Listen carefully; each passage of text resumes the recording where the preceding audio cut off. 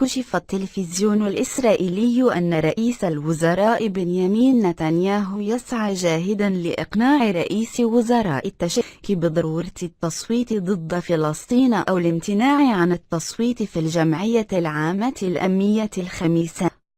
وأشارت القناة العاشرة الإسرائيلية إلى أن نتنياهو لجأ إلى الرجاء والتوسل لرئيس وزراء التشكي بمساعدة الرئيس التشيكي المؤيد لإسرائيل من أجل امتناع بلده عن التصويت كحد أدنى كي لا يسجل التاريخ أن الاتحاد الأوروبي بكل أعضائه صوت لصالح فلسطين ضد قرار تراميب حول القدس، وذلك بعدما فشل في إقناع سلطات هذا البلد بالتصويت ضد فلسطين.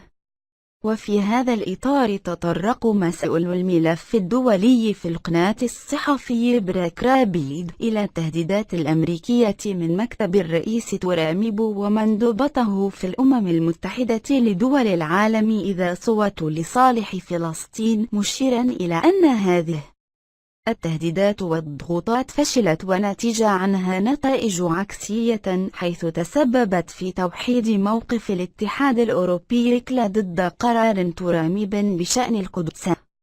وقال نقلا عن دبلوماسي أوروبي كبير إن تهديدات تراميب وتصريحات مندوبته نيكي هالي جعلت الاتحاد الأوروبي يتوحد ويتمسك بقرار التصويت لصالح فلسطين. وتوقع التلفزيون هزيمة دبلوماسية كاسحة للأمريكيين والإسرائيليين من جانب دول العالم أجمع، وباستثناء أمريكا وإسرائيل لا توجد دولة في العالم ترضخ لتهديدات تراميب. وحول تهديد تراميب بفرض عقوبات اقتصادية على الدول الفقيرة في حال صوت ضد إسرائيل، قال رابيد إن سياسة تراميب الدولية وسياسة نتنياهو في الأرض المحتلة وحتى العالم كله ضد إسرائيل وضد تراميب.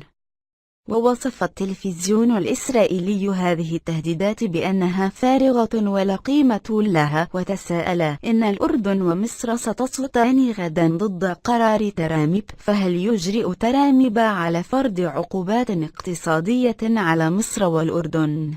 إذا أعجبك الفيديو لا تنسى الإعجاب والتعليق، ولكي يصلك كل جديد اشترك الآن.